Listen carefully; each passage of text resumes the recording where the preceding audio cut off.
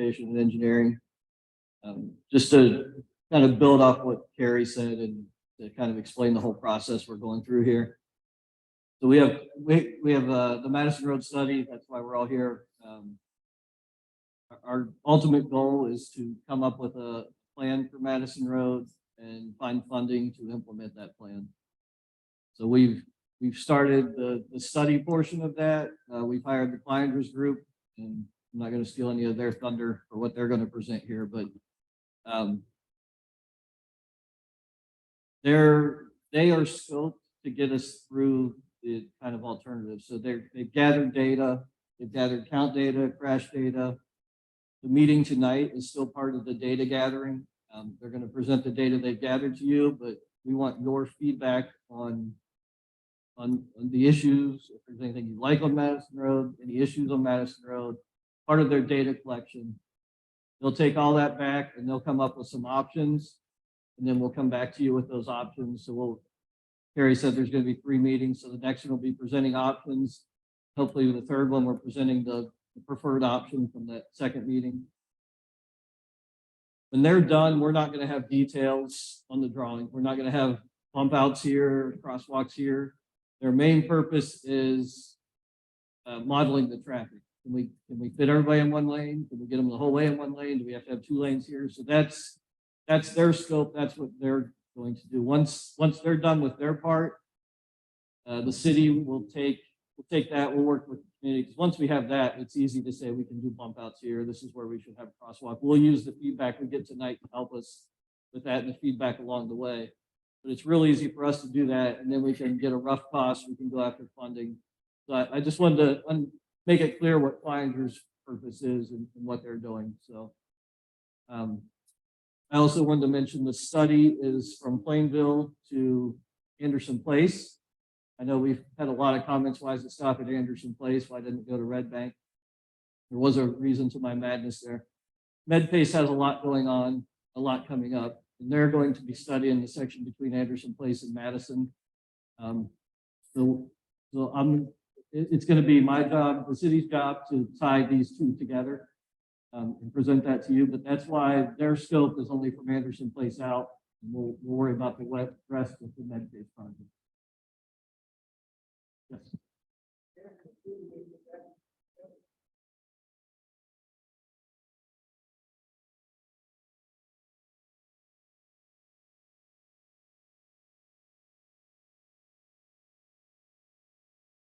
He's getting a microphone there.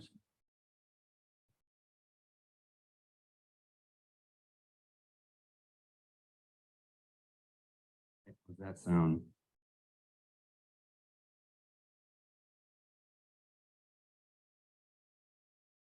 Purpose of the study, what is? That's a good question. So answer that in the long way. I think we've had complaints on Madison Road for years. I know there's been many conversations over the years of what can we do to Madison Road. We get complaints, obviously speeding. I think everybody knows we get those everywhere, but it's just, there's just cars coming through, right? There's the Indian Hill, the suburbs that come in through, get to the interstate. What can we do to slow them down and make it a safer, more pleasant neighborhood?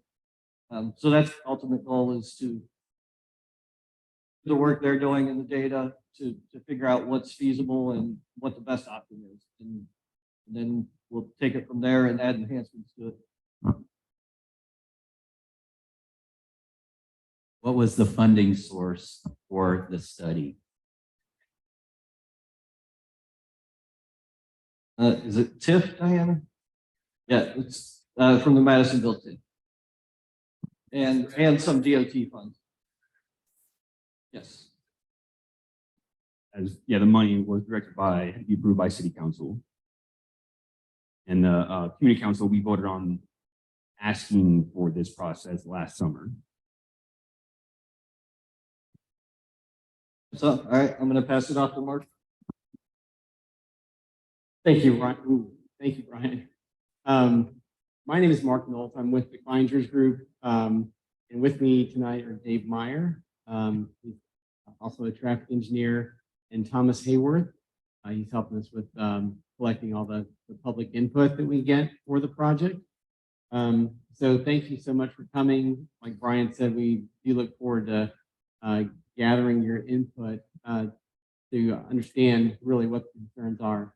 Brian gave a lot of this history already, but just with the concerns for safety and speeding and cut through traffic along the corridor, really want to find out a way to make things better for everybody that's using the roadway. So when we first met with Gary and Brian, we were talking about some of the initial issues that we were aware of, and some of the things were some of the sidewalks are really they're not in great shape. We need better crosswalk locations. Some of the travel lanes are really narrow and it's tight for cars driving through. Some operational things with turn signals at intersections.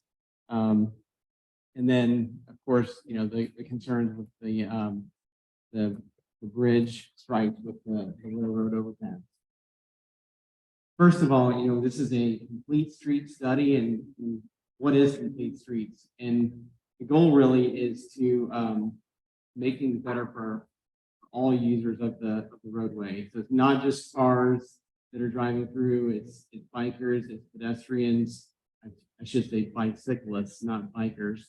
Bikers as well.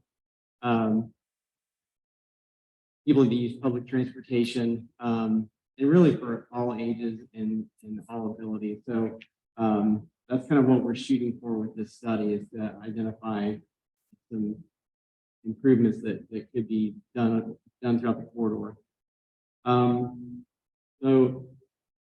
Like I said, we met with the community council representatives and just talked through some of the initial issues.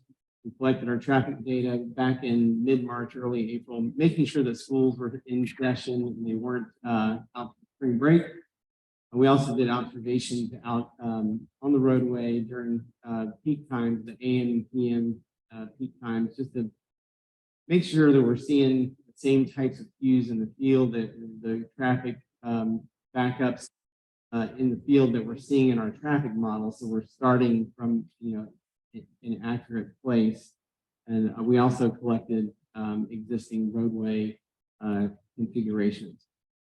So this is just a figure showing existing conditions. So the section there, the red section on the west end, is 5 lanes, two lanes in each direction, plus a center turn lane.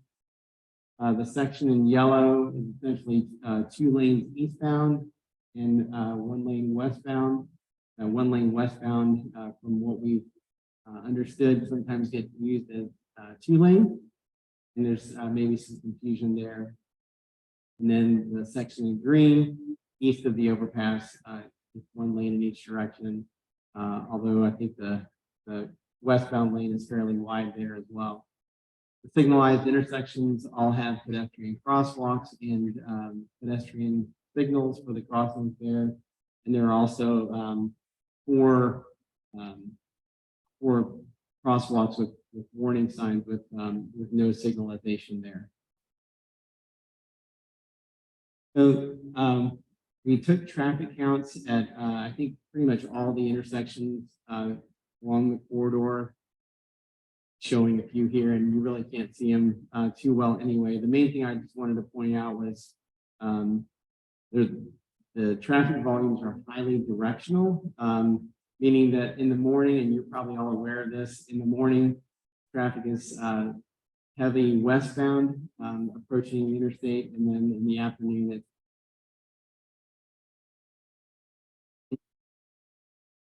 the east, the traffic volumes get lighter and lighter. Brian said we collected speed data while we were out there, and along the roadway, the red section shows the limits of the speed limit 35 section, and then just east of Stewart, it changes to 25 in the green section. and that green continues until where it turns yellow there, where it turns to 30 miles per hour. You can see this, the numbers here. Let me go back. The numbers here, the number on top is the average, and the without parentheses, the number with parentheses is the 85th percentile speed. That's the speed that 85% of the people are traveling at or below. It's that measure is used a lot of times in speed studies and in trying to determine the appropriate speed. I have a couple of questions.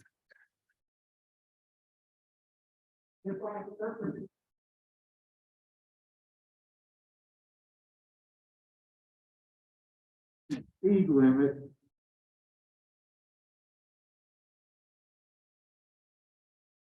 So that I'm understanding correctly, you're asking about what the top number and the bottom number means?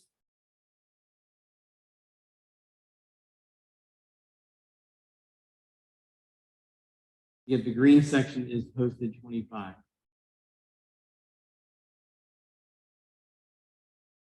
It seems as if the speeds are highest. It's certainly consistent through the entire corridor. The average speeds going westbound are right around 32 miles per hour. And the average speeds, did I say west? Meant westbound. The average speed westbound is about 32 miles per hour. Average speed eastbound is around 33, 34. So it appears that people really aren't paying any attention to the speed limit signs, and they're just driving, the speed that they're comfortable with through the corridor. But there was another question too. Also, real quick, I forgot to mention this. This presentation is already online, so you can go to our site already, our madisonville.com, go to 2023 meeting minutes, and there's a link there that has today's date. Click on that and have a folder of all this stuff. Please continue. Yeah, any other questions, but just for future reference, recommend you. Okay. Good.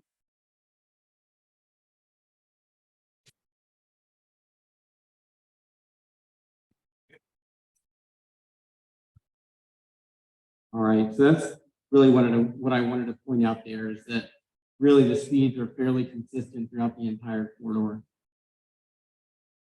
This is a figure that shows the number of people that are exceeding the speed limit. So you can see on the west end, westbound, we have 13% that are exceeding the speed limit. Eastbound, we have 10%. That's in the 35 mile per hour section. And once you get into the 25 mile per hour section, the number eastbound jumps to 96%. And then westbound, it's right around 90%. For the eastern end, then it varies as well, but still a significant number that are exceeding the posted speed limit there. The numbers that in parentheses are the high speeds that were recorded. I don't think it's necessary. That number is really indicative of normal conditions, but it's just on that day we happened to record someone that was going 92 miles per hour, which is hard to believe. Was this done before they put the debacle down there at Margot and Madison? Or was this done after that? Debacle was put in. This was done after that, my understanding.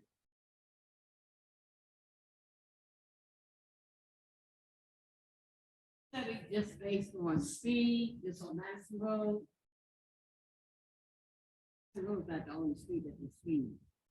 All through our neighborhood is speeding 80 to 100 miles. Chandler, Ward Street, I can Westfield, I can tell you, not just, that's been our money. The focus of this particular study, certainly understand that there's issues elsewhere as well, but the main focus of what we're doing tonight and during this whole study is the Madison Road corridor itself. It's based on and to intensify and numbers. So it's not based on that. Oh, can you hold it a little bit closer? Can't really hear you very well. It's just only based on speeding. We have a lot of people have moved down to Madisonville, and our traffic has intensified. Right, and we are seeing that in the traffic counts that we got as well. So it's not just speed. It's, we're looking at traffic volumes, which was, some of the numbers that I showed back. These are all traffic counts that we're going to be able to use in our modeling. I'm going to show you some of the modeling here in a little bit, that shows, Should they limit a lot of excess apartments stop being built in Madisonville, because the more they put in Madisonville, more it's going to increment our traffic. So, wait, is that relative to this study as well? Is that included? we are analyzing traffic counts and trying to determine, what impact are the changes that we're considering going to have to the traffic. And certainly the traffic is increasing. We understand that. I don't need to give you $40,000-$50,000 to say that, but I hear all my life. So,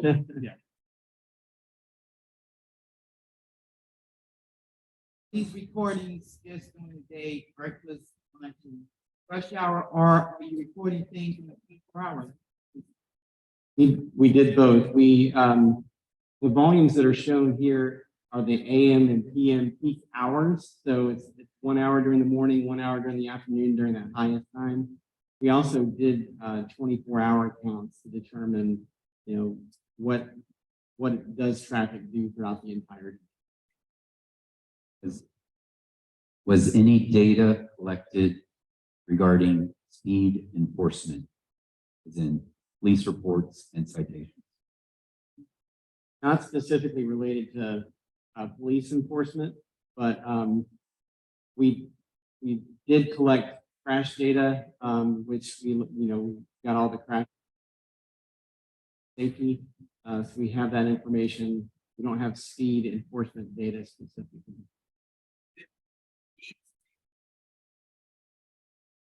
I will say that is a very common criticism around the city, that there is not enough traffic in general. Yes.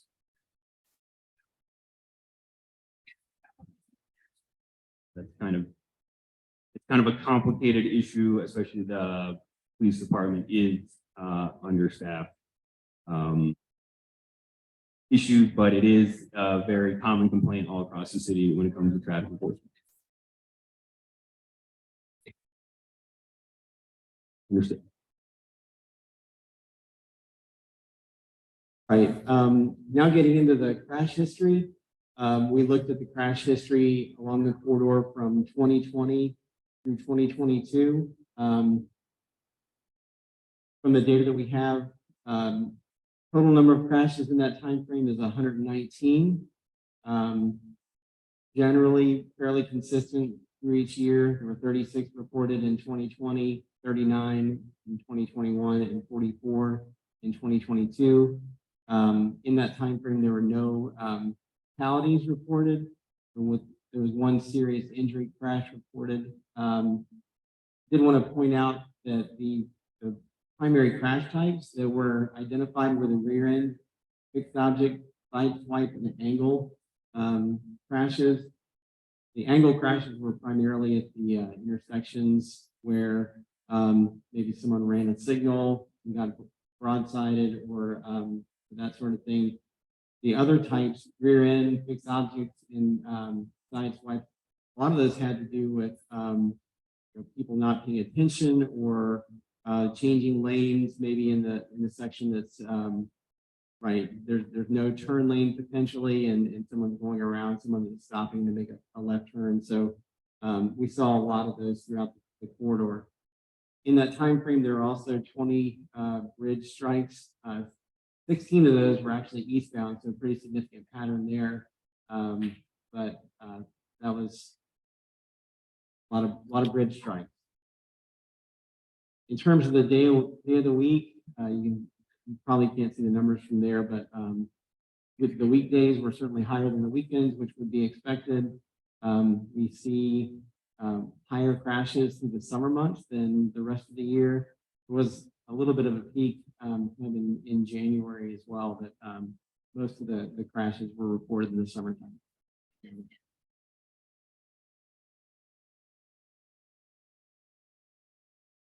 And Madison Road, he was crossing over. He was on a bicycle. Somebody didn't tear the bike, he didn't get hurt. Okay. But he tore the back. That data would quickly show up. The survey next year, that data would show up then. What is it? Is it on a 6-month lag time sometimes?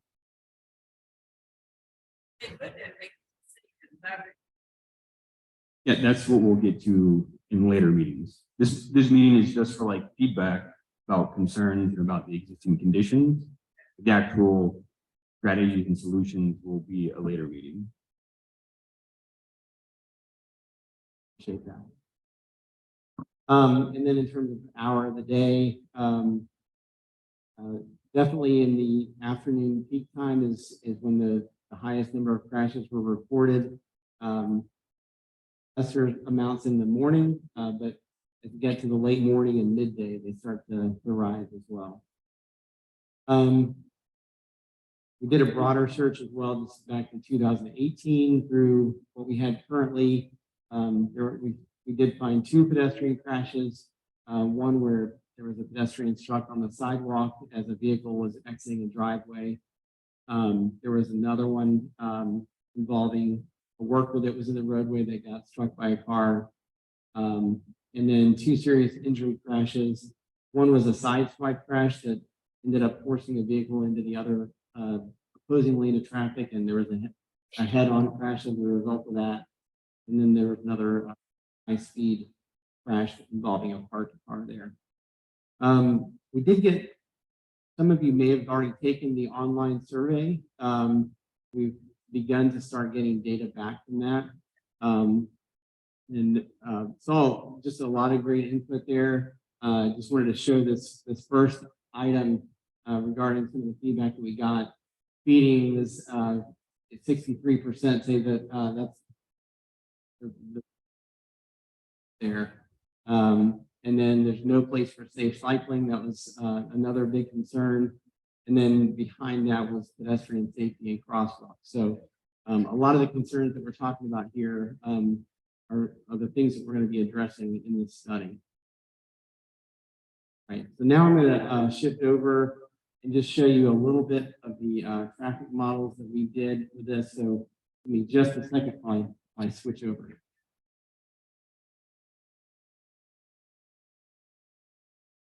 For you, while he's doing that, could you give us the directions? Beat it up closer to see it. Yeah, so right now, this presentation as well as the other documentation that's back there, folder on our website. So if you go to our website, ourmadisonville.com, we have a page called 2023 meeting minutes. So that will have a single month listed out there for our monthly meetings. And at the bottom, there's a link with today's date on it. You click on that, it'll pull up a folder that has all this there. And then you can also have them add this presentation to the projects page where that survey was online. At the bottom, you can also click on it there. I'll ask them to do that soon as well. Good. Good way to fill the time. All right, so this is the model of the morning peak hour. And the section that we're looking at here is Madison Road approaching Stewart. If you can see my mouse, this is Stewart here and the traffic signal at that intersection. And the westbound traffic is very heavy, and it's the cues that we observed in the field extended back very close to Ravenna, which is what the model is showing as well. And then looking a little further to the east at Wetzel. If you go to a different period here, there's portions of the peak hour where northbound traffic is really backed up as it's waiting to turn left onto Wetzel there. You can kind of see those vehicles waiting. Can you tell if the traffic backup at Stewart is related to, in some way, the misalignment of the roadway? You know, we at this point haven't gotten into analysis of that yet, but just the fact that they are misaligned and the fact that each side has to be served independently, that does take time away from the main line of Madison Road.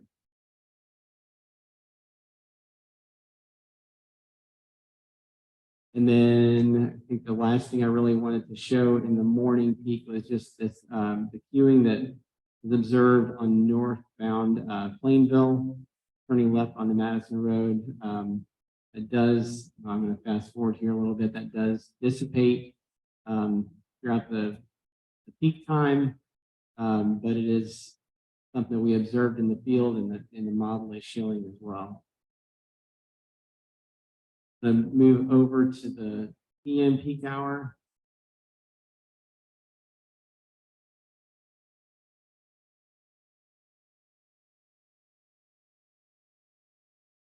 And again, I'm going to start over here at the western end at Stewart. I'm going to fast it so see some of the queues that are headed, and remember from the traffic counts that we discussed, and I'm sure through your daily experience, you see the directional nature of the traffic, with the morning traffic being heavy westbound, and then the afternoon traffic being heavy eastbound, and we're seeing that here in the model as well. Just driving through the corridor, before the meeting tonight, and kind of saw the queues extending back to the Anderson Place, kind of just as it is here. The westbound traffic actually in the afternoon was a little heavier than what the model is showing here. It's extending a little farther back. That's typical with daily and potentially seasonal variations. Then at Kenwood as well, in the afternoon, we did see some queuing back to Glenshade, and that is shown. Let me fast forward just a bit. You can kind of see here at this point, this is Kenwood at this location, and the queues extend back actually a little beyond Glenshade, which again is what we were observing in the field. Any questions on that before I exit out of the simulation? Thanks. So the number of cars that are coming north on Plainville, going through Madison, you able to count that number? Number one. And then number two, I don't see any cars turning off of Madison. Does your, like somebody's coming down Madison and they turn south on Stewart, is that before? I'll answer your second question first. Yes, those movements are accounted for. We took counts, and basically every movement, whether it's left through or right, was counted and accounted for in the model here. So regarding your first question, we do know the number that's turning left from Plainville on to Madison. It was around 660 or so. Whether, I don't know the number of those that continue all the way through the corridor, but that's the number that we counted there. And the same with coming in, heading east. Exactly. Actually, so that number 660 was in the morning peak, making that northbound left turn. In the afternoon, making the traffic making the eastbound right turn onto Plainville is about the same number. So they're all coming back. Before they start gentrifying my neighborhood, I grew up Madison Road, 3, 4 o'clock, I would turn on Anderson. Because the traffic is more heavier going straight. But now, because of population has grown a lot in Madisonville, now it's kind of hard to even turn on Anderson because a lot of people is going that direction because the traffic is so backed up a lot. So now it's an impact of traffic on Anderson Place. So what are y'all gonna do about, how are you gonna reduce, you ain't gonna be able to reduce that. So what's your plans later on? That's kind of what we're evaluating, is to see how can we accommodate all users, and, you know, if we make changes to the corridor, how does that impact traffic? Is that going to negatively impact Anderson Place or some other street that's, you know, going to potentially see a rise in traffic? That's something we'll have to try to estimate based on what the model is showing, but it's something we will be looking at. Roundabout, you should ask about roundabout. I will say, to add to that, we also were given data from I showing that the largest feeder of traffic to Madison at MedPace is actually coming from east of Merrimont. So when Fairfax did their road diet of Worcester, their business corridor, they went from 4 lanes to 3. Like essentially, it's really looking like people are essentially driving around Merrimont Elementary, driving around Fairfax and cutting through our neighborhood to get to 71. That also was a big driver. A lot of folks stopped driving through Fairfax and started cutting through Madisonville after they did that. Mike, sorry. Yeah, you do the survey.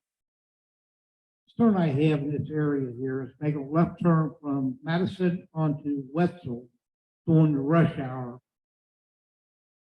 Did you look at how far it backs up when there's no turn lane to go left onto Madison, or if you're coming Wetzel to go left on Madison, there's no turn lane arrows. And I think we need part of this conversation. Yes. I mean, I turned there at 5 o'clock when the traffic was coming from town, taking life in your own hands. There's no, the screen, what is this, when you do the survey, you look at any of that, local residents, that's gotta be a concern. Making a left turn off of Madison on the Wetzel, when the traffic, the people turn Kenwood, you can't see beyond a certain point. And I've still couldn't, finally, I could, I'm going for it. Hell with it.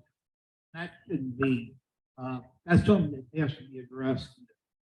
During your survey, did you notice any impact traffic backing up because of that? We did see those volumes. We saw just how difficult sometimes it is to make those turns, especially during those peak times. Some of the times we saw a vehicle that was waiting in the left turn lane when it did turn green, and they sat through almost the entire cycle while the opposing traffic went, and then they had to go at the very end of the cycle just because the opposing traffic was so heavy. So we saw that. We saw that, and that's something that we're going to be looking at. Also, finally, was there any, did you do one part of the study when there was a traffic crash up on 71 where people get off?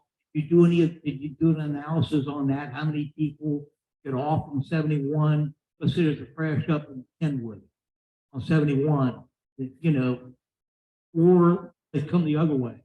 Did you do any analysis how much increased traffic there is? There's a major crash on 71. How much traffic is diverted this way to avoid that?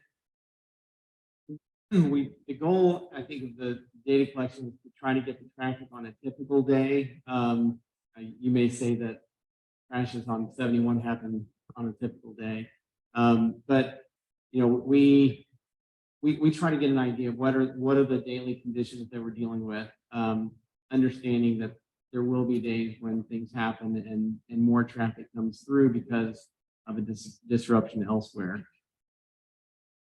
Two questions.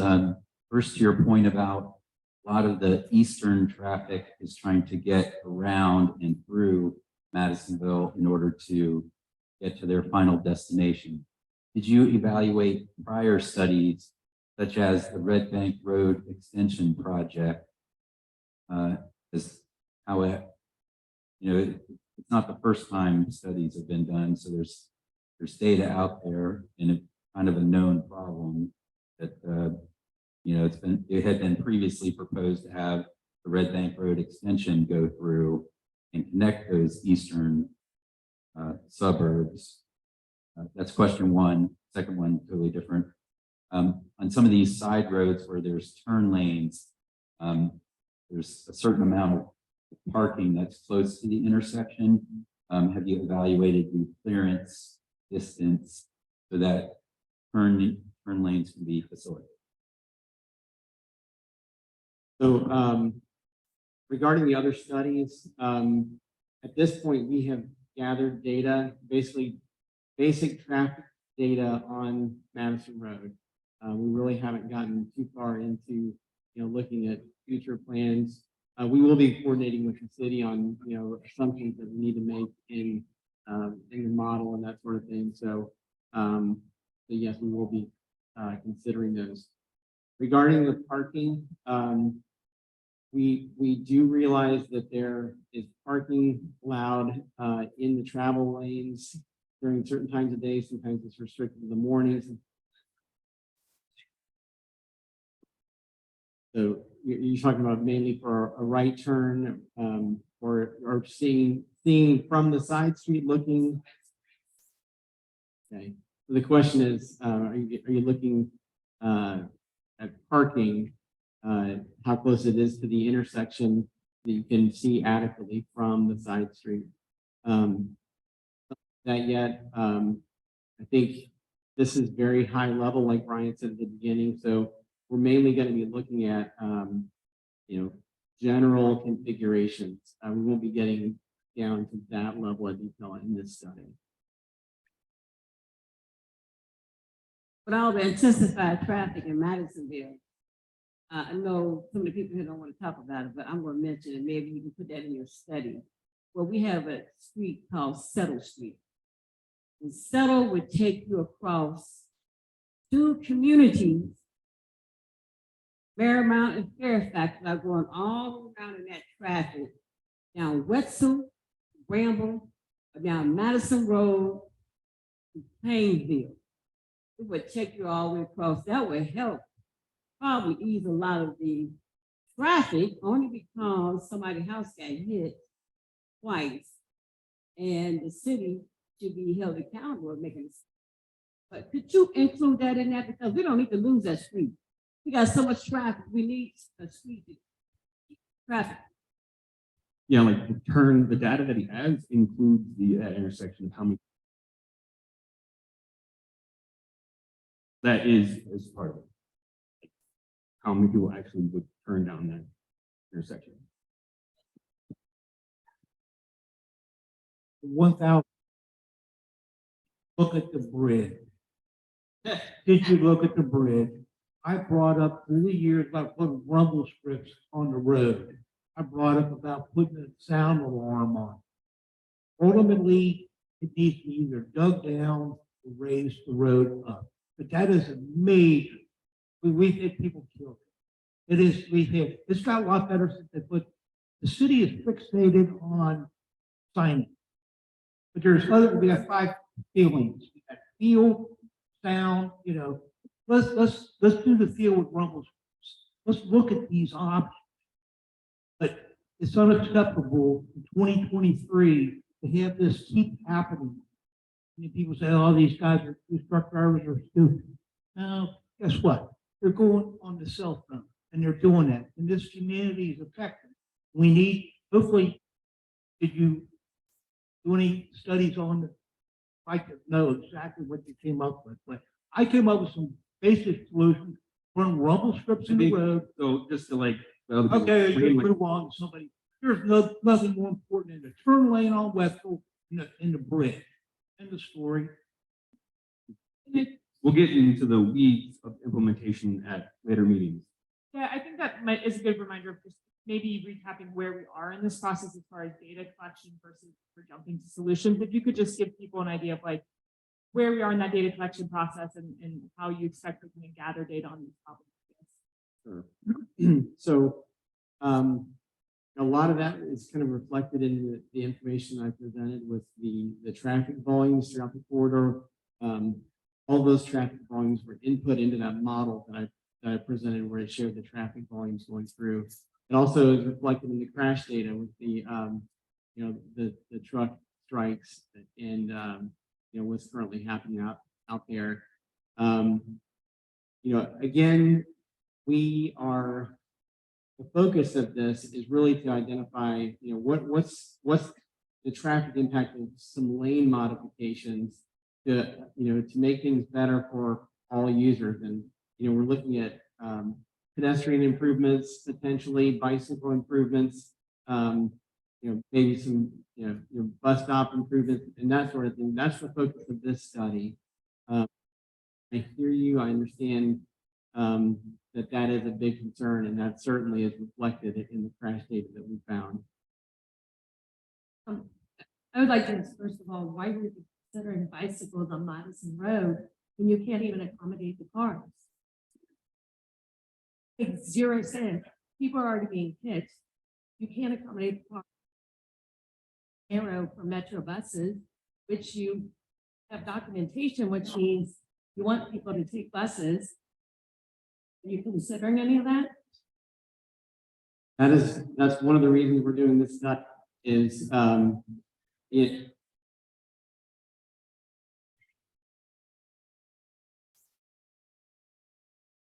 right. Yep. We don't know yet what the recommendations from the study are going to be. We have collected traffic data and we've gotten basically the base information to do the study. We don't know yet what it would look like if we put bike lanes on the road and took a traffic lane away. But that's something that our model and our evaluation is going to look at. Now, I'll jump in and just clarify from this is the city policy now to take into account alternative modes, all forms of modes of transportation, both from an access and a safety perspective. So now that does not mean that they will do it though. They will just consider it. And then there will be a reason of there wasn't space for that or the community didn't want that version. So this is just the beginning of a very long process. Although typically if you take space away from cars, it becomes safer. Just have people doing less opportunity to drive recklessly. So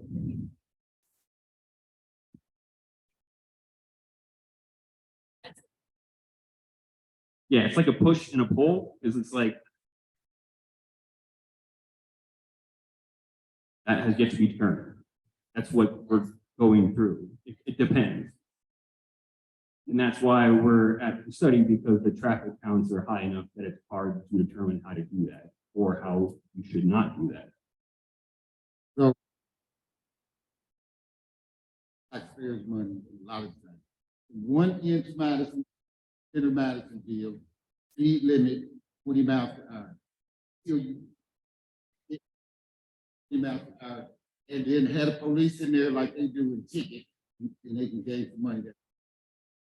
Speed limit is 35 until you get to Ebersol. It's 25 until you get to Mathis, and then it's 30 to the end. Yeah, We understand it, but if you put a sign at 1 end of Madisonville,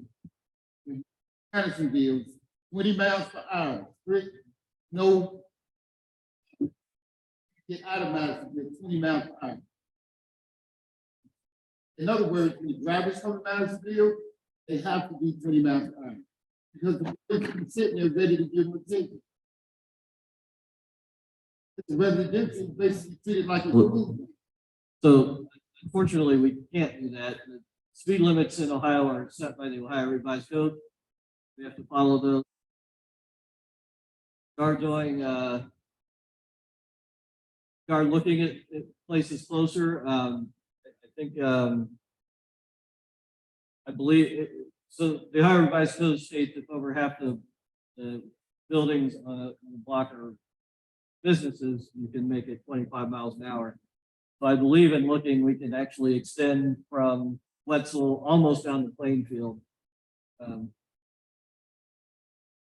25. So we've already looked at that, and that's already in the works to lower it to 25 the whole way there. Unfortunately, to the west, we don't have that ability at this time. There's stuff going on at the state level legislature to try to fix that, but that's out of our hands for this. And I want to jump back just to say something about the comment of bike. We have a lot of different size streets. They have different volume in the city. Part of the reason we're here is because this is a difficult street. It's narrow, it's got a lot of traffic. This was a nice wide street. We would know we could easily restripe it and put in bike lanes and everything would work fine like we've done on other streets around the city. This one isn't an easy solution. That's why we want to get your input on what the issues are, what you would like to see out there. And then these guys are going to take that and come up with some options and say, hey, if we do this, this is what it's going to look like. And then from there, we'll hopefully get to an option everybody can live with, and we'll proceed to move forward with that. So that's kind of the goal. That's the reason we're here, is to get this feedback and so we can develop options and see what those look like. I think the speed limit is a good idea, to have a speed limit all the way through Madisonville. I'd like to echo what the lady was saying back there about bike. In your survey, you put speed first and bike lane second. And third was pedestrian. Pedestrian should come before bicycle. That was the feedback that's been submitted so far. That's not their goals. That's just the feedback so far. What does that mean? So, no, like, this is a survey to be filled out, and it's online. We've got copies in the back, and so that was just an update of the responses so far. And the survey is open until the 21st. We've got copies of the paper on back if you want to fill it out. But that was just an update of feedback thus far. As a result of your survey, number 2 is bike, number 3 was pedestrian. Well, that, I think so, yeah, but there was 2 questions. One was, what's your first concern? And the second question is, what is your second highest concern? So it's kind of, we'll at the next meeting, the survey will be talked about in detail. Okay, but so far your survey is number 1, speed cycling, and number 3, pedestrian.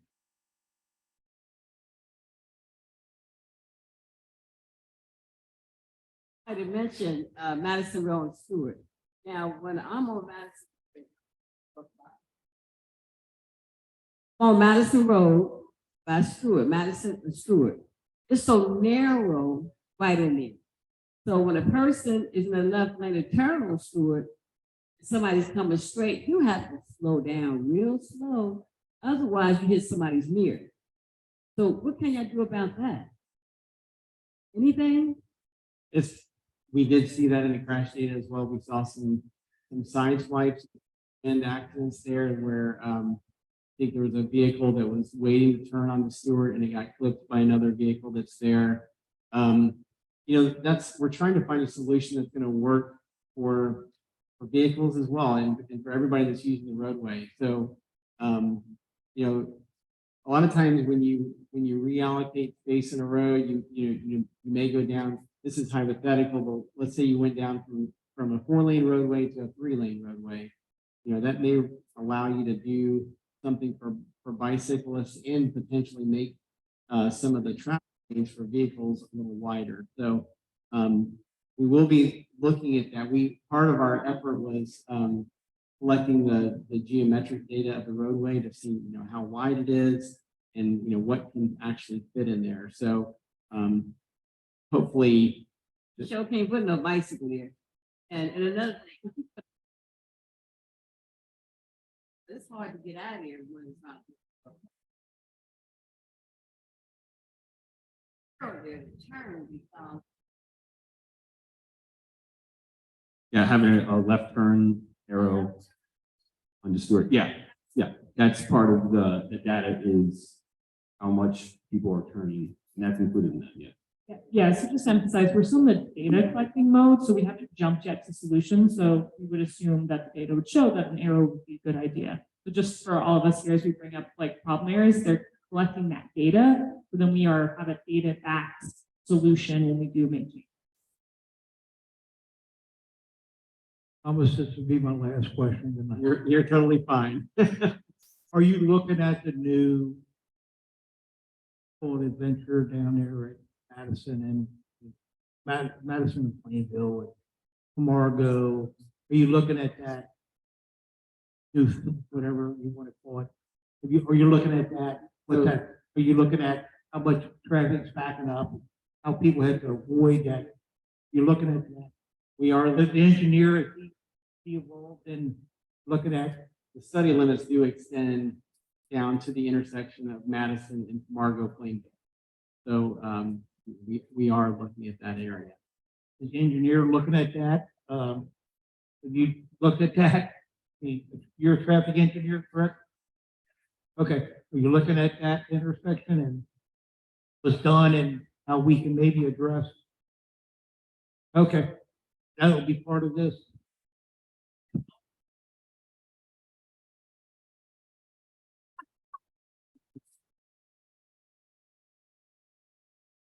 Is directed, and I don't remember your name. Brian, you said there are speed limits that are set for different areas.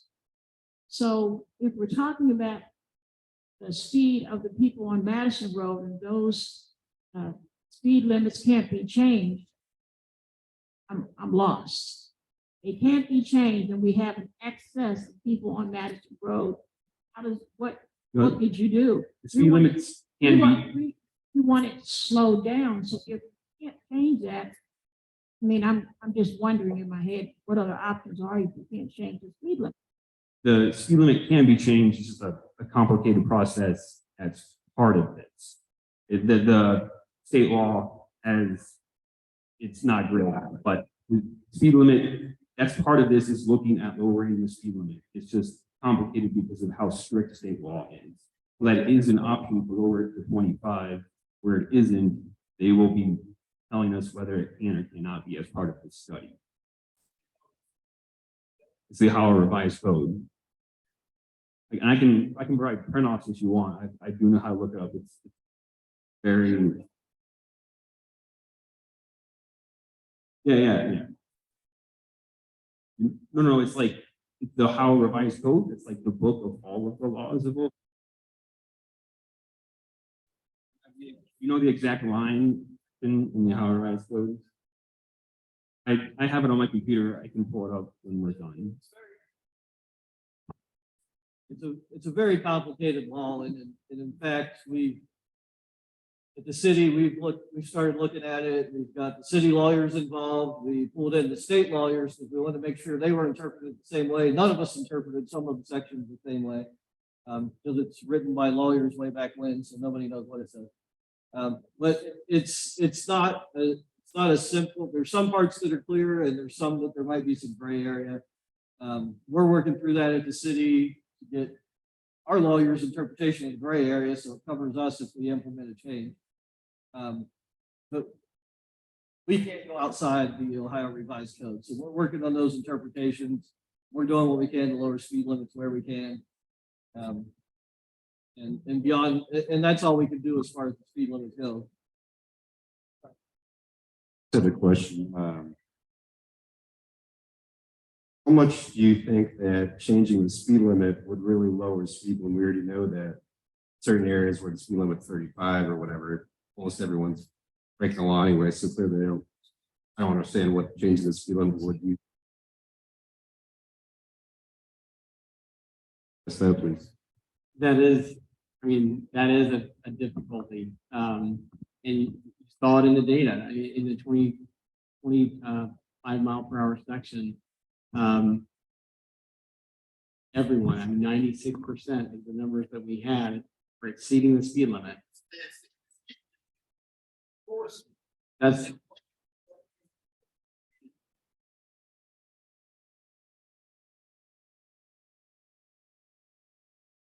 just anecdotally in the city. I don't have any, definitely not a exclusive large study by any means, but we've been changing a lot of speed limits. As I said, we've been evaluating.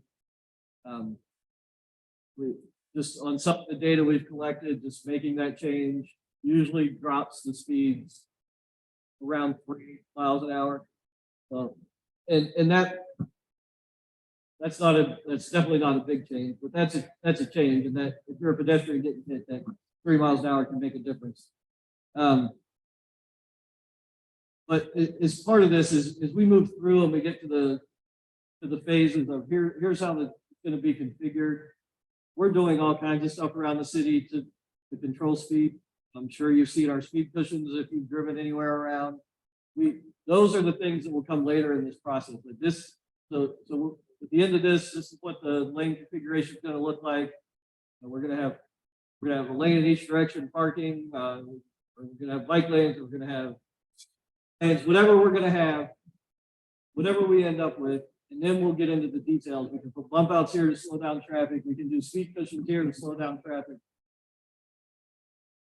We can only lower the speed limit based off the revised code.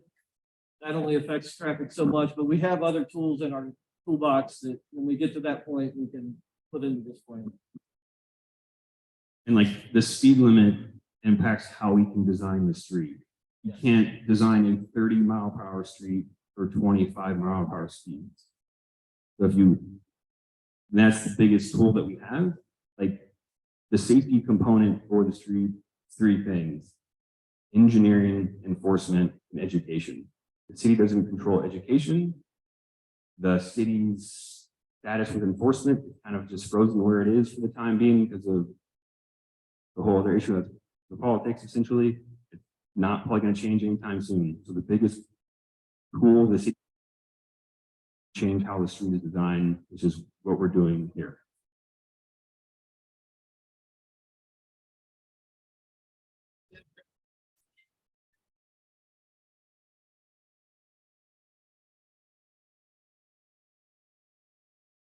Recently, the city installed some places on Reading Road and through roads on, and you're going to be seeing a lot more of those all over the city.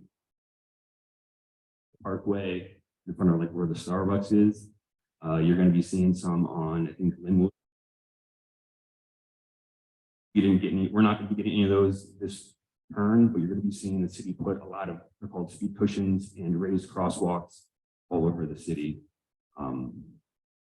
Starting with the most dangerous. We had a question in the back. So I don't know anything about the laws, but I know this. Fairfax, you can't go more than 25, but they're going to give you a ticket. In Marymount, you can't go more than 25, but they're going to give you a ticket. That's the key. We have to have some help with the speed limit and the enforcement. This ain't your job to enforce the law. I understand that. We have to get some police help. You're 100% right. Still going to speed through Madisonville. Nobody's going to stop. The whole thing is basically what you got. Y'all can hurt me and Let somebody else in the back that can talk yet. It is like you guys are picking low.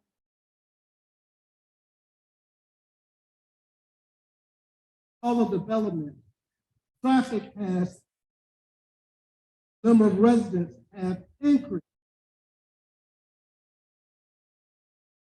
You're talking about putting a bike lane on Montgomery Road, on Madison Road, bike lane? Nothing's been decided. Well, it Nothing's sounds like been it because you guys.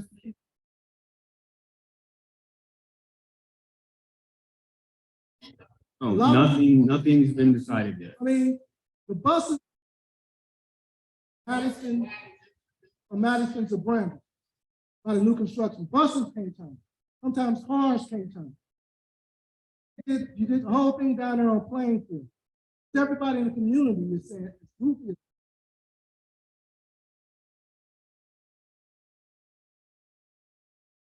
issues you're not even talking about so far. That's why we keep having all the accidents. We're gonna put money out here, put it right above Bramble Park. We're seeing the most accidents out here for the 20-something years I've been out here. It's like you're reducing it for a bike lane. How many bikers use Madison Road? Most of the bikers come through here. For the few, you did that for the few. The majority of us out here knew. It almost seemed like somebody is sitting, is trying to find a way to justify their job. You got traffic instead of improving. Do you want to reduce the speed? Put up a speed bump. Yes, and speed cushions are a potential option, but we have to get through the data analysis first before we get there. I will say that the community council, we did request traffic calming for Bramble Avenue in front of the park, and that was approved. So there will be traffic calming there. It is not been finalized yet, but it will probably be a raised crosswalk due to the bus traffic.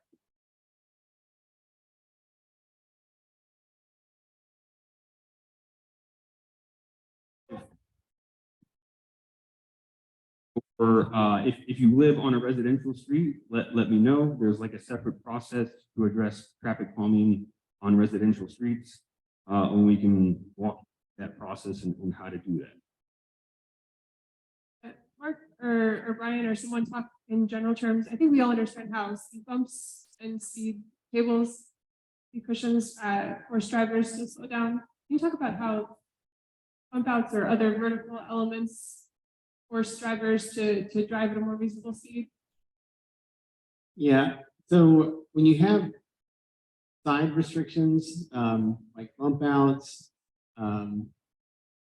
narrower lanes, in some cases, I know that, you can get to a point like we're talking about here where they're really narrow and it causes other problems. But when drivers feel constricted by bump outs or by maybe even on-street parking, or sometimes even trees along the roadway, it can make you, there's some side friction that's caused there. It can make you feel like this is a slow speed street. I need to drive slowly. So, so it's not just the speed humps that can help slow you down, but it's the perception of the design of the roadway that won't accommodate higher speeds. And that's another element that can be accommodated there.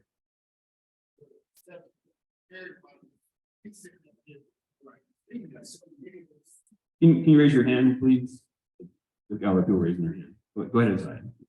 Well, yesterday I was hit by a car on Wetzel, and the driver boom, boom, boom, boom, boom, right behind me. Then I said, really? Okay. After he finished hitting me from behind, he drove off and went down that bridge. I said, boy, I just don't know what to say. They just need to have tougher laws on these drivers and stuff, critical drivers, because putting bike lanes on Madison Road is not going to help solve these issues. We just need to have the patrol police officers be sitting by our area so they can patrol and catch the speeders. Like been said, if you don't want no ticket, well, you shouldn't have been speeding. And like been also another thing, I don't want no ticket, well, tell it to the man dressed in robe in the courtroom. It's like, the sheriffs, they patrol through here, and like the man back there said, speed bumps. Speed bumps are not going to help resolve these issues that we're facing in this neighborhood. We just need the people at the police station get off their tails and get to work. As long as I'm here, you're going to play by the rules, regulations, but We're glad that you're okay.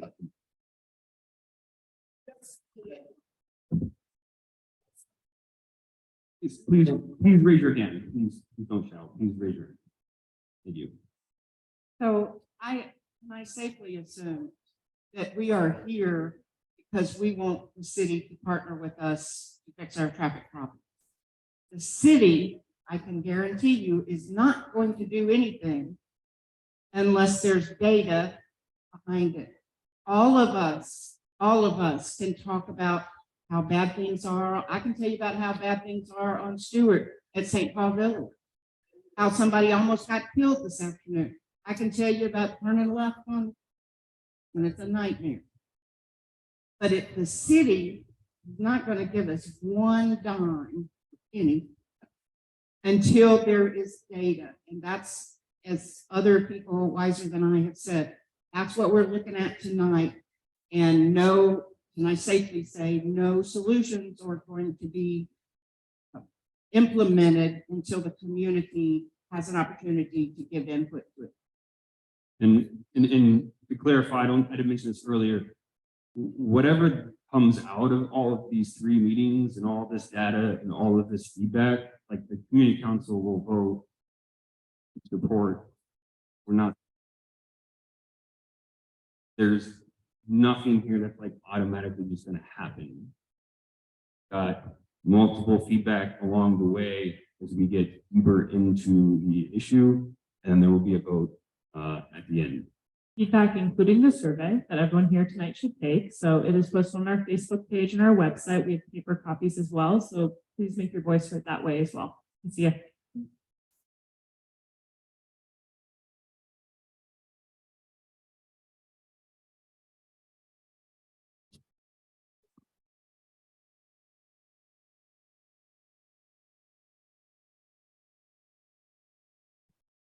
$48,000 or $49,000.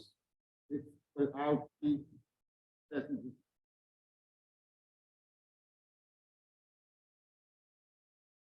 There'll be 3 public meetings total. Yes. There'll be 3 public meetings total. how much money you jump for it. I think it was like $49,000 or $48,000. No, total. Hire the consultant firm, because otherwise, in fact, you're seeing a lot of that. Like in the budget that was just released last week, they put some money, $50,000, so that the city can hire a consultant to look at Paddock Road and Bond Hill. So the reality is there isn't enough people at the city to look at these issues.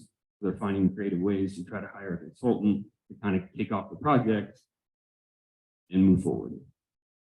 So the main goal here is to limit traffic, make it safe. Make it safer. Okay, because the out they put up on Westwood there, it's too far out. You actually have to squeeze past the turn on West. It's really too far out. But I don't think the answer is to add bikers on Madison Road. Do not.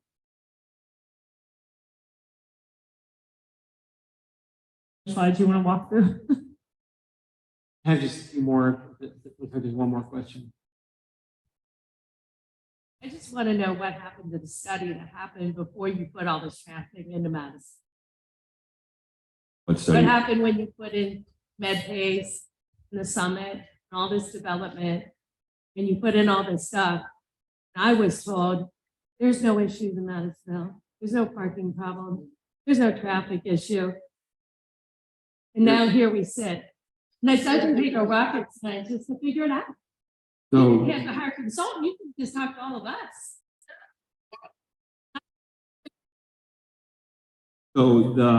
before MedPace was built, there was a study done by the state for the Red Bank corridor, and it ended on Madison Road at what is now MedPace Way. It did not actually come into Madisonville. There was no study done back then for Madison Road itself.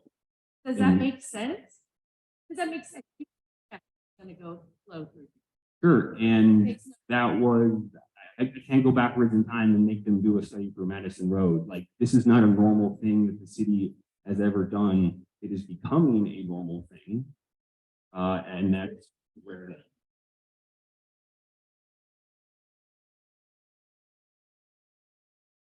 Here for that meeting, so I can't answer that question. At the end of the day, they don't do They don't usually do corridor studies in the decades past.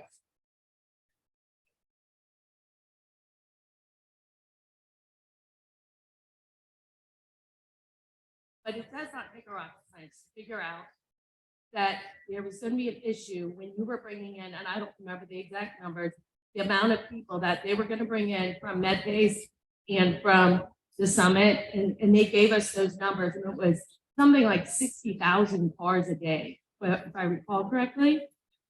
You're gonna bring 60,000 cars. You think they're never gonna turn left or right? So they Madison, did, Madison? they did a traffic estimate back then for Madison Road between MedPace and Anderson Place. And today's traffic numbers that he has found is lower than that estimate. So they've actually estimated that Madison Road had higher traffic because of MedPace that we're not getting and never materialized. But if you knew that it was gonna be overestimated, then you should have accommodated for that overestimate, right? That's what we're doing now. That's too late. It's too late because you already put in. And put in, now you're parking cars on the side and there's no place to go. Everybody's squeezed in. Should have thought about that before you built the development and moved the roads out. I mean, I can't go back in time I'm and not saying undo. you, I'm saying you represent the city, correct? No, I'm president of the community council. Okay, I apologize. So who's the representative of the city? Okay, so shame on you for not doing your job. I mean, in all seriousness, this is serious to all of us.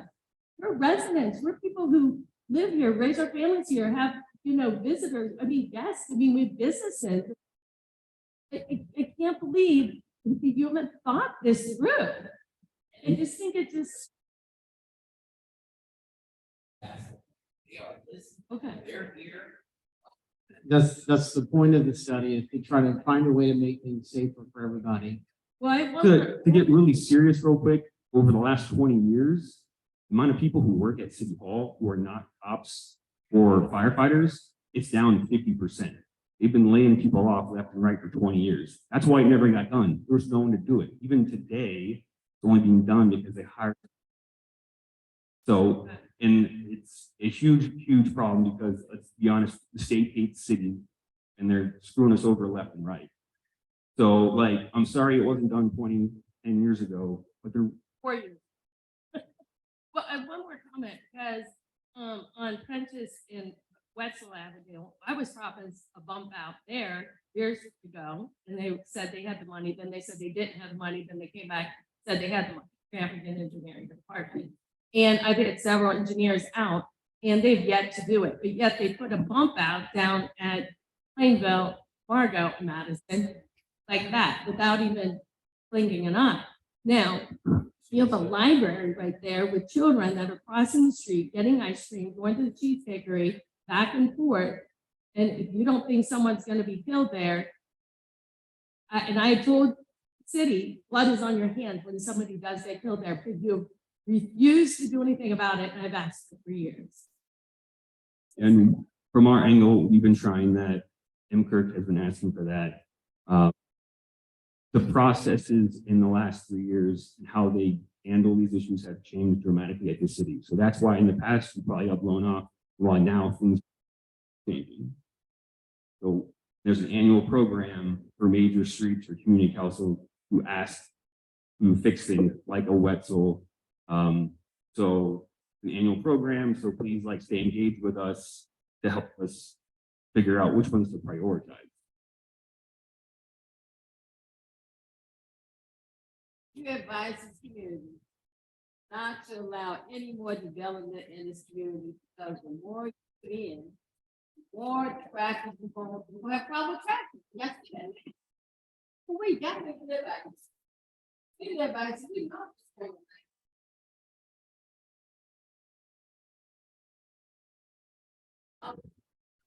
House back in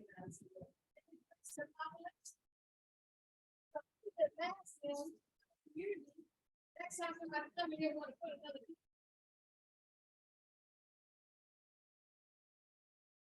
another. Unfortunately, I have no say over that. What's built in the density is a zoning issue. And then from my standpoint, we just have to try to make it work as best we can. So that's more of a zoning, you have that comment, you can make that or take it to the zoning department. And, or when development comes up, if they're coming for a zoning change, that's the opportunity for the community to fight that. There's a lot of development that's happened that I don't necessarily agree with, but that's not my job. My job is to try to make it work as best and safe as possible. So,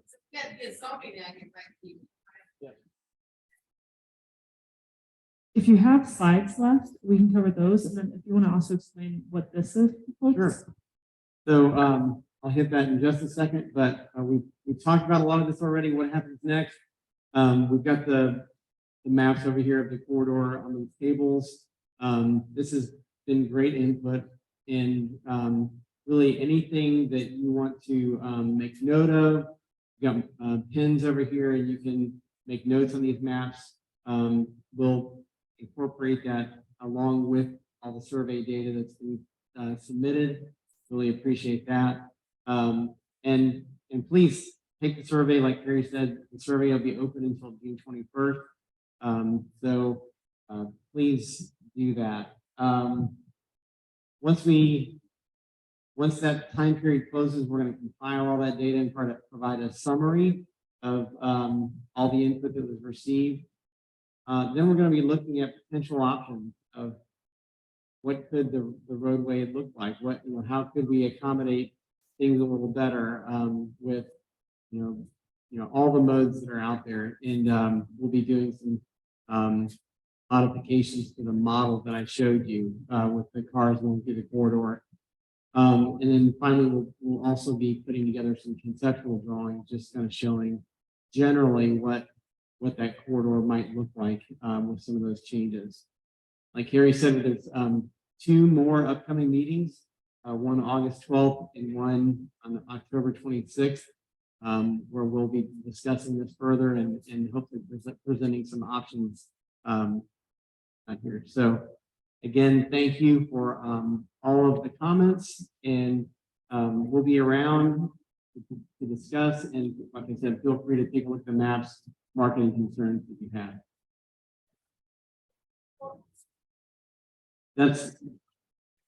Your input's very important. That's why we're here, and that's why we're collecting the survey data.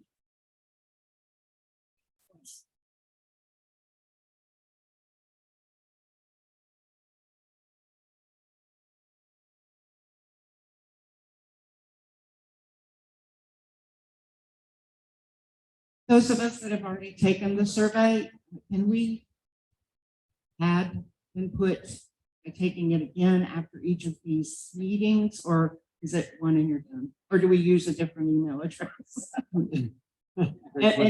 So that's for you. And then for Carrie, would it be possible for us to have like a 3-ring binder or something of the presentation at the library for people?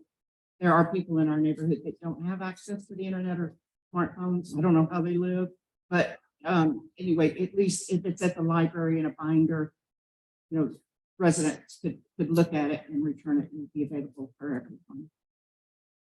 The question is, do we get additional shots at the survey or additional comments after we hear and see the data? Yes, I would anticipate there's going to be additional rounds surveys surrounding the next meeting as well. After this is all over with, who makes a final decision? Whether you adjust or modify, our street to Madison, who makes the decision? Is it your department or is it the residents in Madisonville? So, yes, maybe break that into 2 parts. So like, whatever the final thing is, the community council will vote on. And then maybe like clarify, I guess, like as we're moving through this process, like, like how many different, like for the next meeting, like how many different high level options do you estimate that there could be, like different versions? I think we are planning on roughly 3 general options. And we haven't gotten into that yet, so we don't know what those might be, but just kind of what we were thinking initially. Okay, am I I good? was gonna jump in and finish answering that. Because I have a question similar to that as well, but go ahead. So I guess to answer your question, ultimately it's the city's call what goes in, but we're not gonna implement anything that the community doesn't approve, so. So this process we're working through, as Carrie said, we're gonna have a vote on an option, and that'll be the one we're gonna try to find funding and implement. And a second follow-up, and I forget it, so we'll go to your question and see if I answer. Okay, it. because I'm kind of curious because that after you compile all of the data, which plan you're going to use. Basically stating that it's something that's going to be done. Something is going to be done. So it's not like this is an opportunity to give your opinion on this. Something is going to be done. My question is there something in the bylaws that states that it can come down to a membership vote instead of the board, because seems a little wishy-washy. I don't seem like the board is more on the side of the city, because just a few statements that have been made, seem like, okay, we're with you. So it's like, who are you with? The community? Or are you with your vision? Is there something in the bylaws that say that this can go towards membership votes instead of just the board itself? It was never the board itself. Like the community council voted to ask for this. Huh? The community council voted to ask for this process to happen. Can the vote for this be done by the membership instead of the community? It was done by the membership. All right. Okay, so decision is what I'm asking. Can that be a decision made by the membership, not just the elected board member? So like we changed the rules years ago that when something that impacts the whole community gets to vote on it, regardless of whether they're a member. So, that's how we got here. So this will go before the whole on this on the yay or nay. They will. That's what I'm saying. We always do that. All right, cool. That's all I need to know.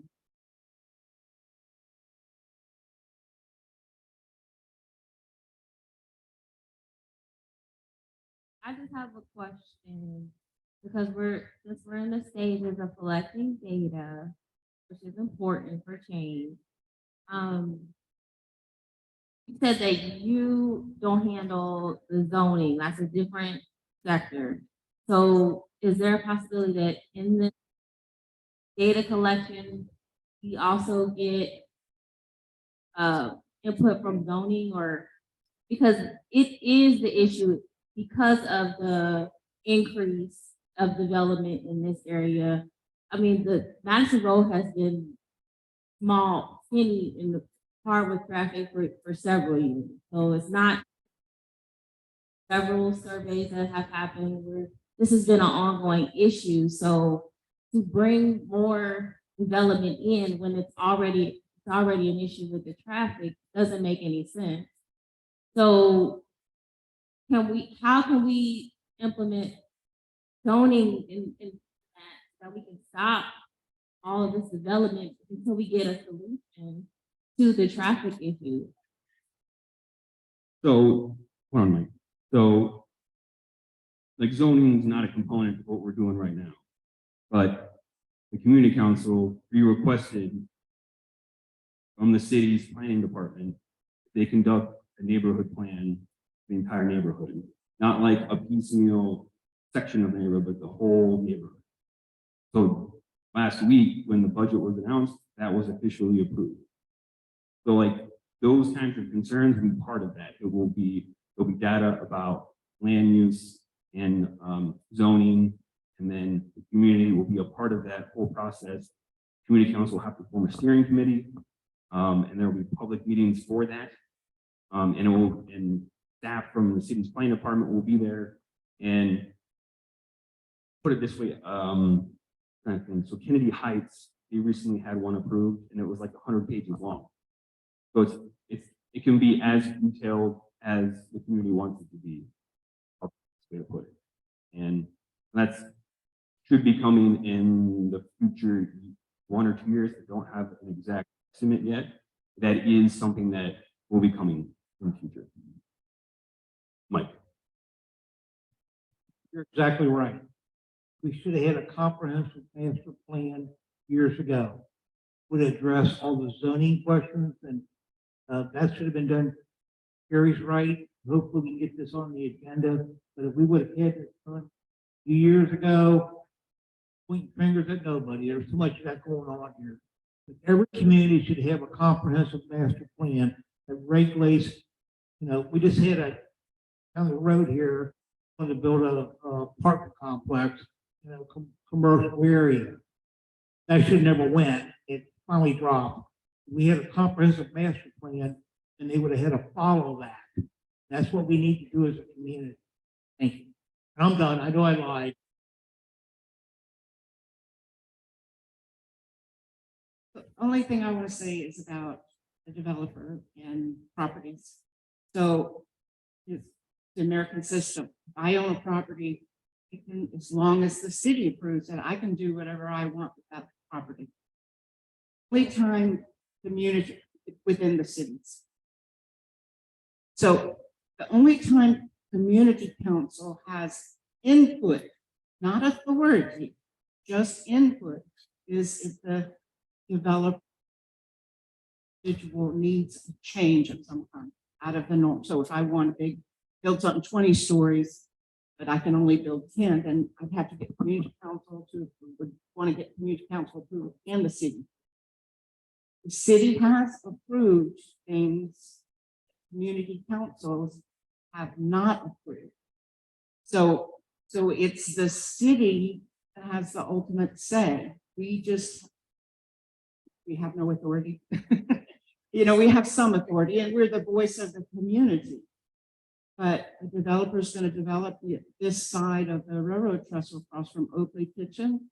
And he flat told us we can do what we want, but we want to have name on here, and you don't have any say so on this part, but just this part that we need approval. So they are changing the zoning on one part of it. Right. So you would like to have more authority, but it's the city. So stay engaged, join community council, stay engaged. Yeah, so we're the voice of the community, but the power of that voice depends on how many participate. You can see that a lot of times at City Hall where, it actually doesn't take too many people to go to City Hall to change things. It could be a couple, like dozen really, to go to public comment. So, but it kind of depends on participation. A lot of ways. So, do you have any other questions? I think, right here. Any kind of thought into public transportation, bigger and better public transportation along Madison Road to help maybe take cars off the road? People can start using public transportation more. So, sort of, and it's complicated because the bus system is separate from the city. But yeah, that will be part of this conversation because some of the biggest issues that you'll have, especially with like bus stops themselves, there isn't the physical legal space to put a shelter or a bench.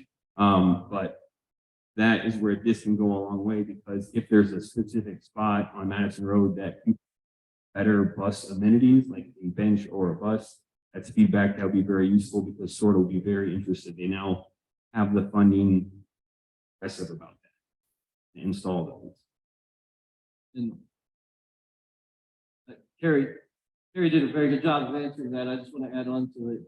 If, as he mentioned, if there's a particular stop that's a problem, like we can build a nice big bump out there, and so there's room for the people getting on and off the bus.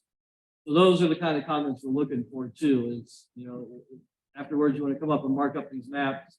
There's a particular area where the bus stop is. Let us know that. Or in the survey and your comments. Those are the kind of things we want to know that might not show up in what these guys are gonna do next. But we'll have that information when we go take what they end with and go to the next step of getting into details. So I welcome and want that feedback.